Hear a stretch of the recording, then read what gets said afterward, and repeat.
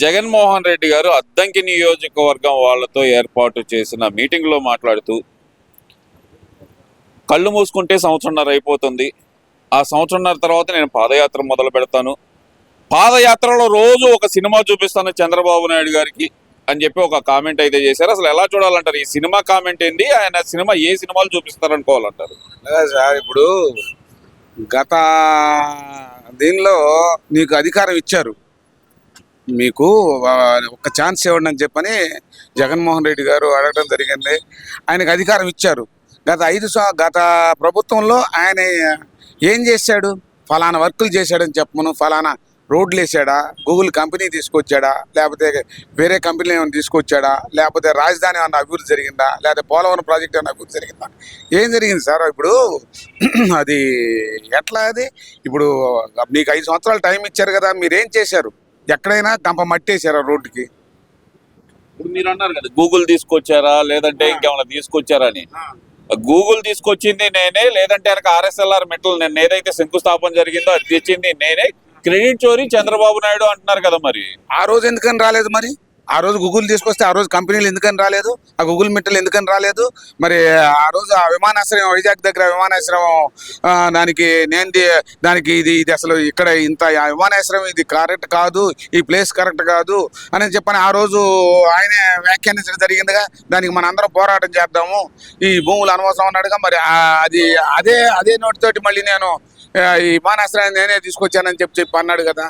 ఇప్పుడు ఎక్కడైనా ఎవరైనా సరే పని చేసేవాళ్ళు పని చేస్తారండి, మాటలు చెప్పుకునే వాళ్ళు మాటలు చెప్పుకుంటారు.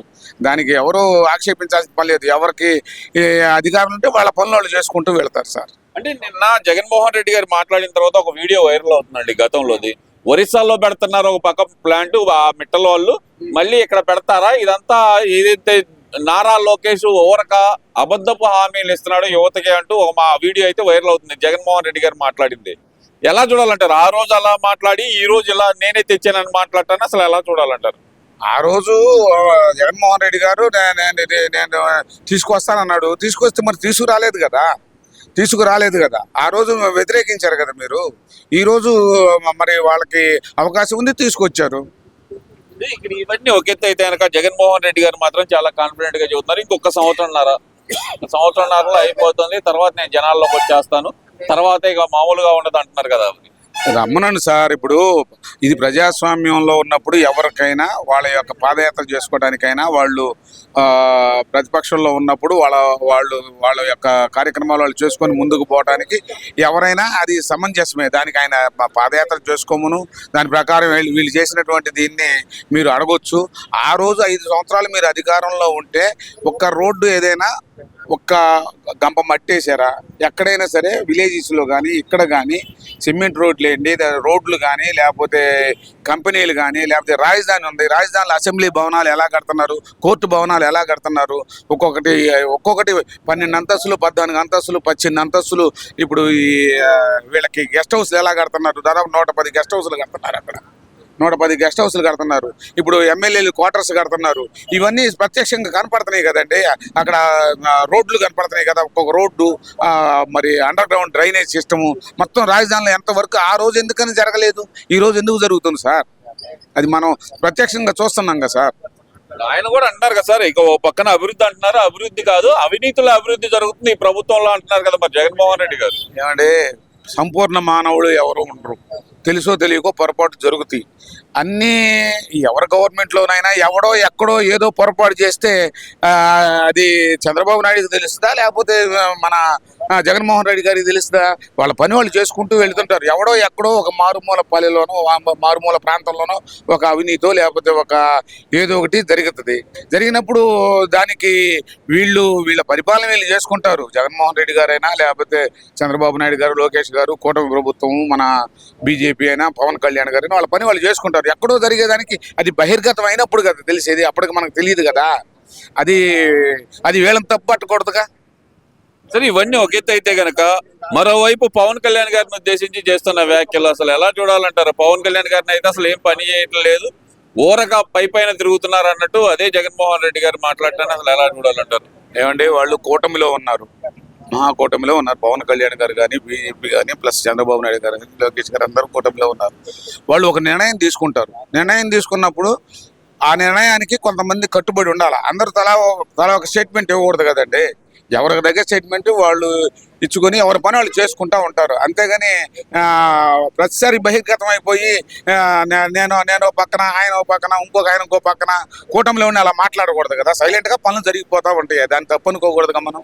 ఇప్పుడు జగన్మోహన్ రెడ్డి గారు అంటుందండి, కళ్ళు మూసుకుంటే 2 సంవత్సరాలు అయిపోయినాయి, కళ్ళు మూసుకోండి, మళ్ళీ ఇంకో 2 సంవత్సరాలు అయిపోతాయి, తర్వాత ఎలక్షన్ సంవత్సరం ఉంటుంది, మళ్ళీ మనం వచ్చేస్తాము, ఈసారి 263 సీట్లు అంటున్నారు కదా, 263 సీట్లలో మనమే ఉంటాము అనే మాట ఆయన అంటున్నాడు కదా. మరి సార్, జగన్మోహన్ రెడ్డి గారిని కళ్ళు మూసుకోమని చెప్తున్నాడు, వాస్తవమే. ఆయన పాదయాత్ర చేస్తానంటున్నాడు, వాస్తవమే. ఆయన చేసిన పనులేంటి, వీళ్ళు చేసిన పనులేంటి ప్రజలకు అందరికీ అర్థమవుతూ ఉంటాయి కదా.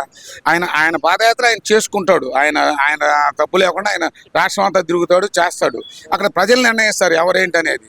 అది మీరు నేను అనుకునేది కాదుగా, ప్రజలే నిర్ణయిస్తారు. ఆయన తిరిగి అసలు అసెంబ్లీకే రాకుండా, అసెంబ్లీలోనే మాట్లాడకుండా, అసెంబ్లీకి రాకుండా ఇప్పుడు ఆ రోజు చంద్రబాబు నాయుడు గారు ఒక్కరిగా ఉన్నాడు, ఒక్కరిని చేసినా ఆయన మాట్లాడాడు. ప్రతిపక్షంలో 150 మంది ఎదుర్కొన్నాడు. వాళ్ళు 23 మంది సభ్యులను కూడా ఉన్నప్పుడు కూడా ఇంతకుముందు కూడా నేను చెప్పడం జరిగింది. 23 మంది సభ్యులు ఉన్నారు, ఒక 5 రాకుంటే ప్రతిపక్ష హోదా మీకు పోతుందని చెప్పి అన్నాడు. అది మరి అలాంటి జగన్మోహన్ రెడ్డి గారు మరి ప్రతిపక్ష హోదా ఇవ్వమని వాళ్ళని అడగడం ప్రజలందరికీ ఏమి సంకేతాలు ఎలా ఉన్నాయి అనేది అందరికి తెలుస్తుంది కదా సార్. దాన్ని మనం ఆక్షేపించకూడదు. ఎవరి పని వాళ్ళు చేసుకుంటూ పోవటమే. ఎందుకంటే ఆయన చేసుకోమును, మామూలుగా ఇది పాదయాత్ర చేసుకోమును, ఆయన ప్రశ్నించమును ప్రతిపక్షాన్ని, ప్లస్ అసెంబ్లీకి రమ్మనమును, అసెంబ్లీకి వచ్చే అసెంబ్లీలోకి వచ్చే అధికార పక్షం వాళ్ళని మీరు ఇలా తప్పులు చేస్తున్నారు, మీ 11 మంది ఎమ్మెల్యేలు రండి, మాట్లాడండి, ఆయన్ని ప్రశ్నించండి, వాళ్ళు చెప్తారు మహాకూటమి ఏంటనేది మీకు సమాధానం చెప్తారు. మీరు ఏమన్నా తప్పులు ఏమన్నా చూపిస్తే వాళ్ళు దాన్ని సమర్థించుకోవడానికి ప్రయత్నిస్తారు. ఆ రోజు మీరు అధికారంలో ఉన్నప్పుడు మిమ్మల్ని వాళ్ళు ప్రతిపక్షంలో ఉన్నప్పుడు మిమ్మల్ని ప్రశ్నించారు. మీరు చేసేటువంటి పొరపాట్లే వాళ్ళు మీ దృష్టికి తీసుకొచ్చారు. అవి కొన్ని సానుకూలంగా స్పందించారు, కొన్ని సానుకూలంగా స్పందించలేకపోయారు. తర్వాత ప్రజలు నిర్ణయించారు.